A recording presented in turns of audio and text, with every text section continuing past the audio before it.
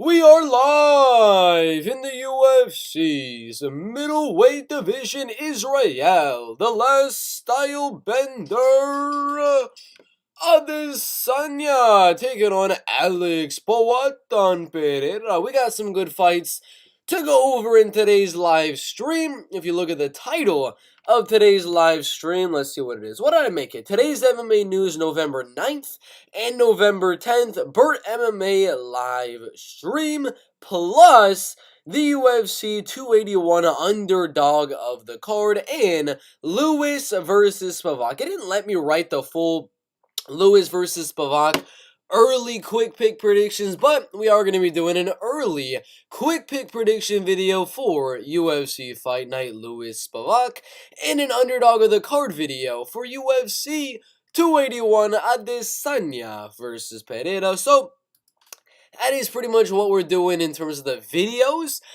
In terms of the news, obviously we're going to do the news before we get into the early next week predictions and then the UFC 281 underdog of the card. We'll go those ones after we get done with whatever MMA news there is. There wasn't really the most amount of MMA news today and a little bit of yesterday as well, but whatever there was, we will get into it. So let's go over to my Instagram and we'll look at some MMA news. First story of the day in the middleweight division, Paulo Costa versus Jake Paul in boxing is potentially what I thought was going to be potentially on the table, but sadly is not going to actually be on the table. We heard rumors about Paulo Costa leaving the UFC after his next fight at UFC 284 against Robert the Reaper Whittaker. He's not really the biggest favorite to win that fight. A lot of people think Robert Whittaker is going to win. Paulo's been having some really bad experiences with USADA inside of the UFC, so he's been looking for a way to get outside of his UFC contract, go over to boxing, and I don't know what opponent Paulo Costa is going to be fighting. Maybe Anderson Silva, you never really do know, but it could be some other guy. But I personally thought a very good possibility would possibly be Jake Paul in boxing, but he says, I do not want this. I love Jake Paul at Jake Paul, and I don't want to finish his hype. So sadly, Paulo Costa versus Jake Paul is off the table. The first younger guy that's moving over to boxing does not want to fight Jake Paul. All the older guys, Ben Askren, Tyron Woodley, Anderson Silva, Uriah Hall, all want the smoke, all would like to fight and box Jake Paul in the boxing ring. But the one younger guy in Paulo Costa does not want to fight. What do y'all think about this situation? If it were to happen and they were to fight, who do y'all think wins and why? Put your thoughts down below. Next one in the UFC's, I don't know, what would I call this? The light heavyweight division. UFC 282 fight order as of right now, November 9th, 2022. We got about 1 month and 1 day until UFC 282, and right now it is looking like a solid card indeed. We got the main event, Yuri Prochazka taking on Glover Teixeira. We got Blachowicz taking on Magomed Ankalaev. One of those guys could be the backup just in case Teixeira pulls out or Prochazka pulls out. One of those guys will fill in as the backup. We got Paddy the Baddy as the third to last fight in the card. We got Dricko du Plessis and Darren Till in the main card. Bryce Mitchell and Ilya Topuria, two undefeated featherweights, also on the card, and these prelims are looking good. We got title challengers Alexander Gustafsson and Ovi St. Preux. We got the youngest fighter of all time, Raul Rosas Jr., taking on Jay Perrin. We got a former champion and a top 15 guy, Robbie Lawler, Santiago Ponzinibbio. Top 10 heavyweights, Jairzinho Biggie Boy Rosenstruck and Chris Dawkins. Former top 15 middleweights on the early prelims in Edmund Shabazian and Dolce Lucha Lungiambula. We got Billy Corinthio and Alexander Hernandez, which is an absolute banger. The first 3 fight of the nights are okay. I mean, they're very good fights, but not really name relevant for a lot of the casuals that are going to be watching this card. But I assure you, these first 3 fights of the night, there's a very good shot of a finish. Vinicius Salvador versus Da Silva right there is an absolute banger. Ronnie Lawrence, Cameron Simon is a very good fight as well. TJ Brown and Eric Silva, there's going to be good high-level wrestling and grappling in that one. And of course, Chris Curtis and Joaquin Buckley on the damn early prelims. UFC 282 is looking good. Put your thoughts down below and put your early predictions for this fight card in the comments. Next one in the, the lightweight division. Renato Moicano says he has no game plan against Brad Riddell, but plans to put on a show at UFC 281 against Brad Riddell to earn a fight with Tony Ferguson or Dan Hooker next inside of the UFC lightweight division. Win or lose for Dan Hooker, he's probably still going to be ranked inside of the lightweight division, and if the man, the myth, the legend, Renato Moicano can beat Brad Riddell, the training partner of Dan Hooker, that could be a good fight. Renato Moicano, Dan Hooker. And he's also saying Tony Ferguson. I wouldn't want to see that. I don't want to see Tony Ferguson get submitted or knocked out or anything by Renato Moicano, but it could be interesting, I guess. What do you think about Renato Moicano's call out? Tony Ferguson and Dan Hooker, who, if Renato Moicano wins, should he fight next? What is up? I'm not going to say the name. Hope you're doing good. Bert, glad you are live. Glad I'm live as well. Thanks for watching the live. But ding, ding, ding, ding, ding. Consecutive wins in the UFC. Smiling Cain Velasquez. In the, welterweight / middleweight division, Dan Hardy and Diego Sanchez, a boxing bout, has been canceled. Dan Hardy unsure about the future of his comeback to mixed martial arts, to boxing, to MMA, to jiu-jitsu, to anything like that. He might literally just retire from all forms of MMA and all forms of martial arts, as Diego Sanchez has pulled out of their scheduled boxing fight for later this year. I believe it might have been later this year, could have been at the beginning of 2023. But Diego Sanchez, Dan Hardy is canceled. What do you think? Who should Diego Sanchez fight next? Should they just reschedule the fight? Should they fight someone else? Maybe one of them goes out and fights Jake Paul. You never know. He's looking for old veterans of the UFC. Why not? But put your thoughts down below. Who should Diego and Dan Hardy fight next? Dustin Poirier in the UFC. Michael Chandler says Islam Makhachev should defend the title versus a 155er, a lightweight like Beneil Dariush, the winner of Michael Chandler, Dustin Poirier, or one of the other guys in the UFC lightweight division before fighting Alexander Volkanovski.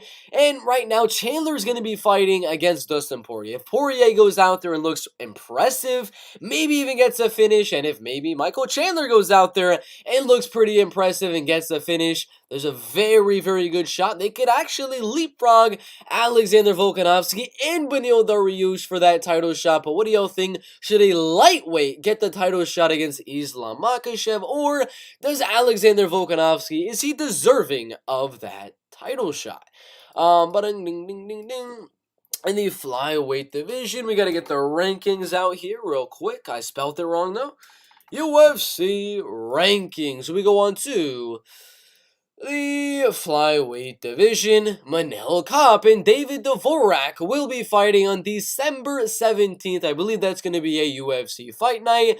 Per sources, is I think it's official as of right now, but right now David Dvorak is at number 8 flyweight division, most recently losing it to Mateus Nicolau, if I'm saying that one correctly. Before that, he was on a very good win streak, beating Ronderos, Espinoza right there, and Bruno Silva. So he was 3-0 inside the UFC, and now he's going to have to fight a power puncher in Manel Kape in the flyweight division, coming off a great win win over Zhalga Zhumagulov, a solid one on Ode Osborne, a split decision loss against Mateusz Nicolau. I do believe Manel Kape won that fight, only really, in my opinion, losing to Alessandro Pantoja. So right now, I do believe Manel Kape should be right around number 5, number 6 in the UFC's flyweight division. And my early prediction is going to be Manel Kape by a 29-28 decision. 3 rounds of striking. Manel's going to catch him with bigger shots and win it on the scorecards, but it's a banger in the flyweight division. Middleweight division, Alex Pereira says Israel Adesanya would deserve an immediate rematch after UFC 281, but claims he is not going to win. He's saying he's going to knock out Israel Adesanya so bad, he's not even going to want to fight Alex Pereira in a rematch. In a quadrilogy at that point, because Pereira would be 3-0 at that point in his MMA career. What do y'all think about this? If Pereira does go out there and beat Israel Adesanya, whether it's a decision, maybe a knockout, should Israel Adesanya get that immediate rematch? Put your thoughts down below. What is up, Budrich? I need a confident pick parlay for Saturday. I don't have any confident pick parlays for Saturday. As a lot of the money line, the odds are really, really horrible, especially on some of the bigger favors like Zhang Weili and Aaron Blanchfield. I hate those odds right now. Mike Tyson and Mohammed Usman debating over the most efficient way to kill children impression. I'm not guru, man. I can't do the impressions. I almost feel like Molly could pull off the KO or the submission. If it's going to be a finish, it'll be a KO. Super risky, but I can see it happening. Drake may do the parlay. Yeah, we got to go on to our early predictions, quick pick predictions. We're going to go over these ones very, very fast. Inside of the heavyweight division, welterweight division, light heavyweight, bantamweight, strawweight, middleweight, flyweights, and that's about it. There's a lot of good fights on this card. We're going to give our predictions and breakdowns pretty fast, very, very fast for every single one of these fights. So with that being said, let's get into it in the heavyweight division. UFC Fight Night, Lewis versus Spivak. Early, quick pick predictions. We're going to go through every single fight on this UFC Fight Night, from the prelims all the way up to the main card. We got 14 exciting, good fights on this UFC Fight Night, Lewis versus Spivak. We're going to start from the bottom right here. Before that, make sure to go down, smash like, subscribe to the channel, and comment your early predictions down below in the comments. But before that, we got some cancellations. Jose Johnson, Vince Morales has been canceled from this UFC Fight Night, as well as Jack Shore and Kyler Phillips. So these are the fights we got left, and this is what we're going to be doing the predictions off. The first one, Miles Johnson, Vince Morales in the bantamweight division. Miles, a little bit younger than Vince Morales, beat guys like Kevin Natividad, Anderson Dos Santos, and Cole Smith. Only losing to Mario Batista, but we've seen how good Mario Batista has been looking. Vince going 2-0 right there, but losing to Chris Gutierrez, Benito Lopez, and Jonathan Martinez. Should be a good 3 rounds of striking with some takedowns mixed in from Miles Johnson right there. I think Miles Johnson wins the decision. Chase Sherman and Waldo Cortez Acosta. I got Waldo outstriking Chase Sherman in what is going to be a super close 29-28 split decision, which should have been a split decision for his Jared Vanderaa fight. That was a super, super close one. I'm going to go Waldo by split decision.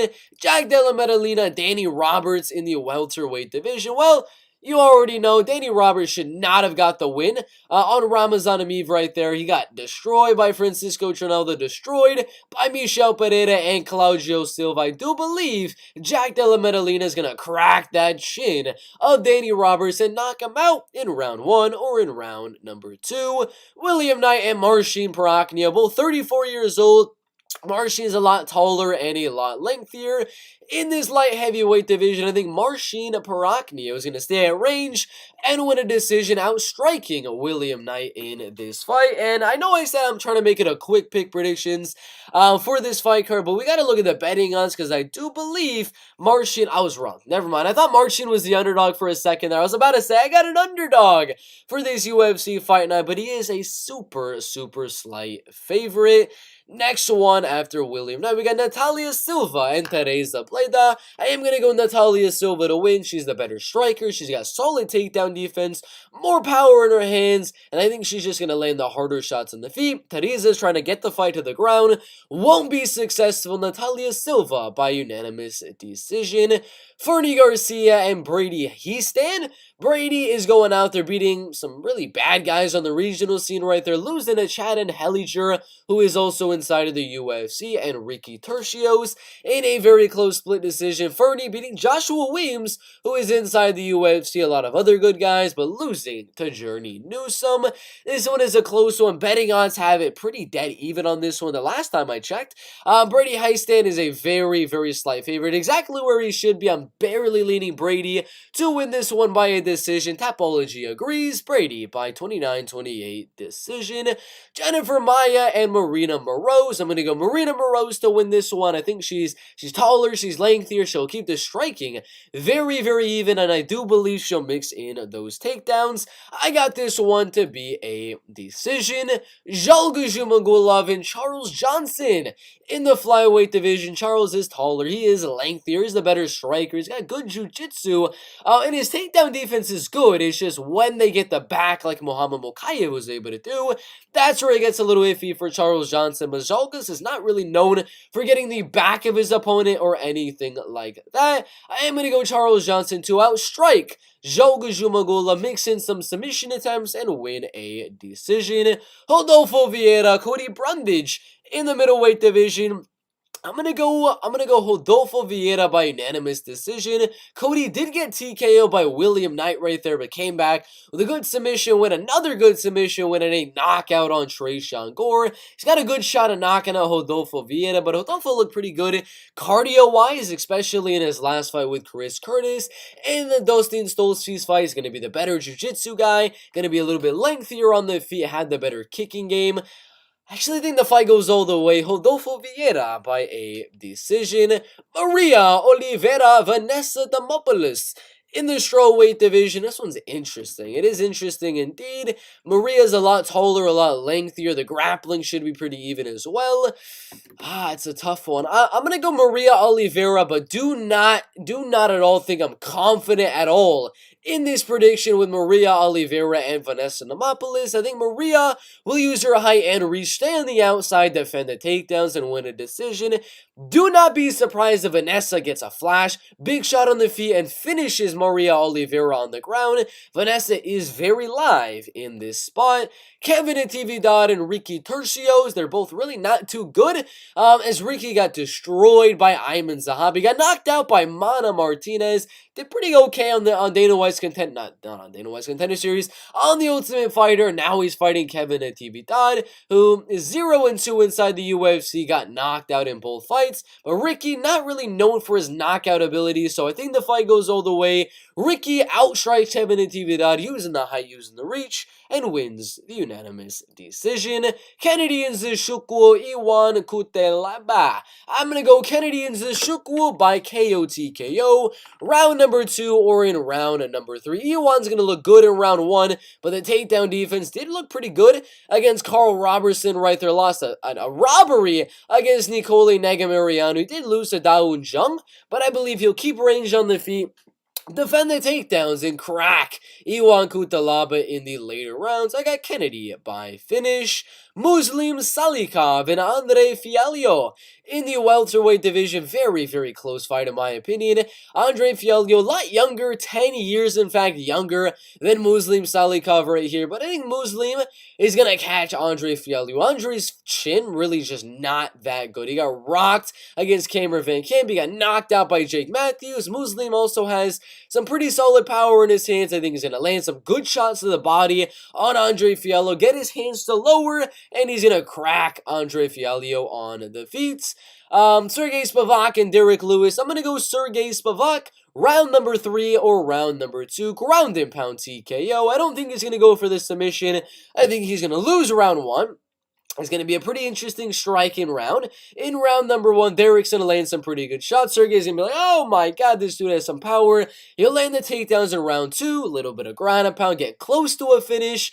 and actually finished Derek Lewis in round number 3. Those are the picks: Sergey Spivak, Muslim Salikov, Kennedy Nzechukwu, Ricky Tercios, Maria Oliveira, Rodolfo Vieira, Charles Johnson, Marina Moroz, Brady Heiston, not confident, Natalia Silva, Marcin Paracnio, Jack Della Maddalena, Waldo Cortez Costa, and Miles Johns. Thank you for watching, like and subscribe, and we'll see you in the next one. Is it a live stream? It is definitely a live stream. Molly Meatball McCann versus Israel Adesanya, or in a parlay, you're saying. I understand. Next one we go on to is going to be in the middleweight division. UFC 281, Adesanya versus Pereira. Full card, well, nothing really, just an underdog of the card prediction video and things like that. I do have a lot of underdogs winning. I'll give you my predictions that are underdogs right now. Alex Pereira, Frankie Edgar, Brad Rydell. We got Otman Zaitar, Silvana Gomez Juarez.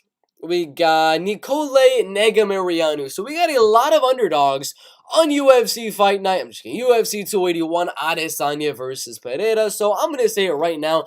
There's no way right now on this type of a card that any of the favorites are going to be my underdog of the card. Weili Zhang, Carla Esparza. Carla's not going to be my underdog of the card. Michael Chandler is not going to be the underdog of the card. Claudio Puelles, not the underdog of the card. Any of the favorites that I have winning on this one, especially UFC 281, I'm not having any of the favorites that I have winning. I'm not having that underdog as my underdog of the card here in this fight card. It's going to be one of the underdogs, Nicole Negamarianu, Silvana Gomez Juarez, Otman Zaitar, Brad Rydell, Frankie Edgar, as well as Alex Pohatana Pereira. So we're going to start from the bottom with Nicole Negamariano, the first underdog that I have at UFC 281. The betting odds for this fight are very, very interesting, as the betting odds are good, solid plus money for Nicole Negamariano. You can get them at plus 110 right here on DraftKings, plus 104,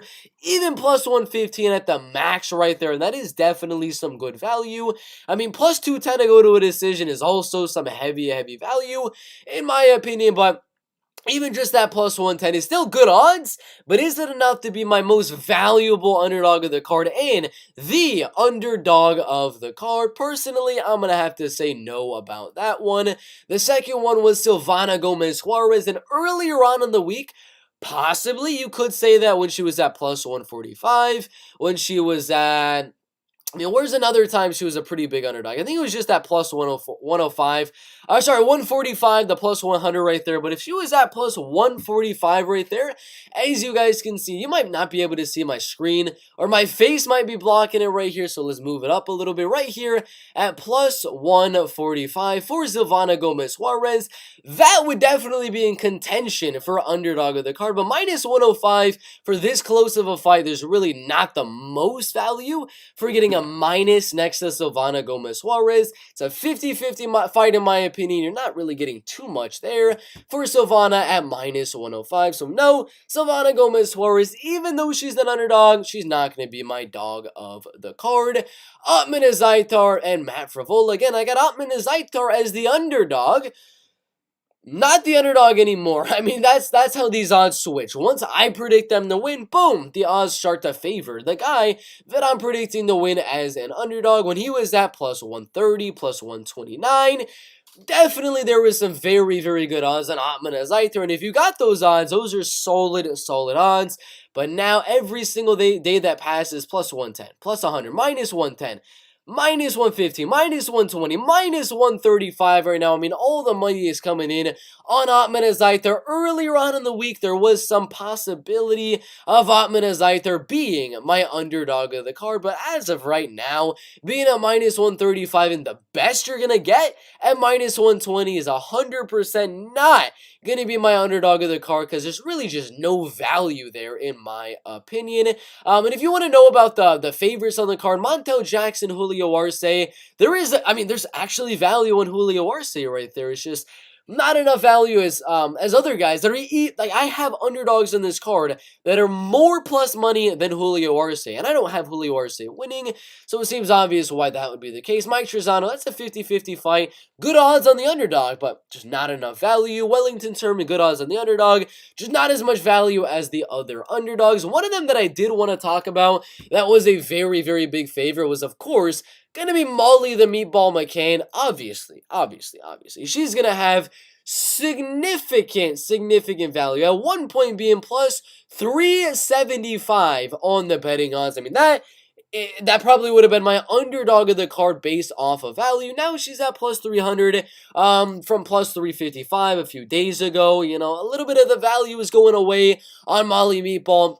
Still some value there, but I do not like it in my opinion. Another underdog I have winning, like I said, was Brad Rydell. Plus 103. It's just not enough for me to go out there and give him the underdog of the card status. Still good odds. I would definitely still, you know, sprinkle a little bit of money on Brad Rydell at that plus money, maybe a decision prop as well. But in terms of all of the underdogs of the card, Brad Rydell at those odds aren't going to be the number one dog of the card. We got two more left because Dustin Poirier and Carlos Esparza down here. I don't really like Chandler as a dog, and I do not like Carlos Esparza as a dog either. I'm very confident on Zhang Weili to win, and I'm pretty decently confident on Dustin Poirier to win, so it really comes down to two people. The two underdogs that I have to win that are the two biggest underdogs that I have to win. Frankie Edgar and Alex Pereira. These two guys right here, one of those two guys is going to be my underdog of the card. The other guy is going to be my number two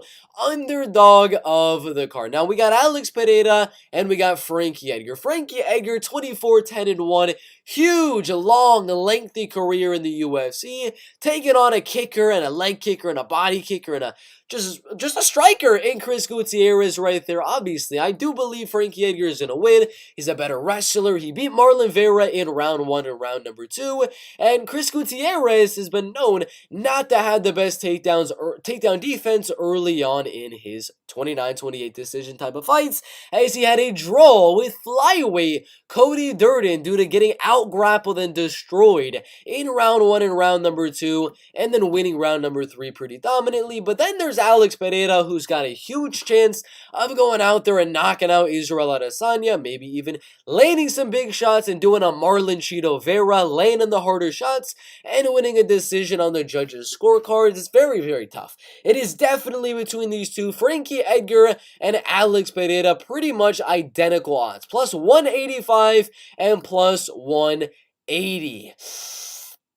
It's very, very tough. As tough as it is to say right here, we're going to have to go over to my Google document right here, which is going to show my confidence on a lot of these fight cards right here at UFC 281. If I get stuck and I'm this close on an Alex Pereira versus Frankie Edgar, I simply just look over here because Frankie Edgar is very, very slightly below Alex Pereira in terms of confidence. Alex Pereira is just barely above Frankie Edgar in terms of the confidence. But as of right now, you got to look at the betting odds right there. And having Frankie Edgar at plus 185 compared to Alex Pereira at plus 175, that is a 10-point difference on Frankie Edgar on the plus money, even plus 188.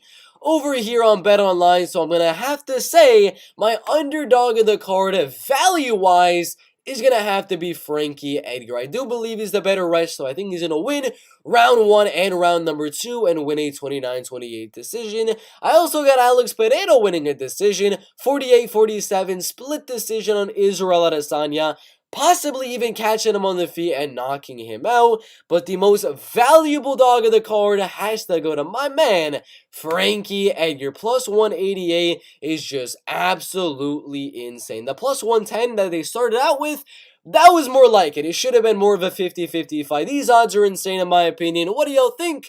Who is the underdog of the card for UFC 281? Put your comments down below. But ding ding ding ding.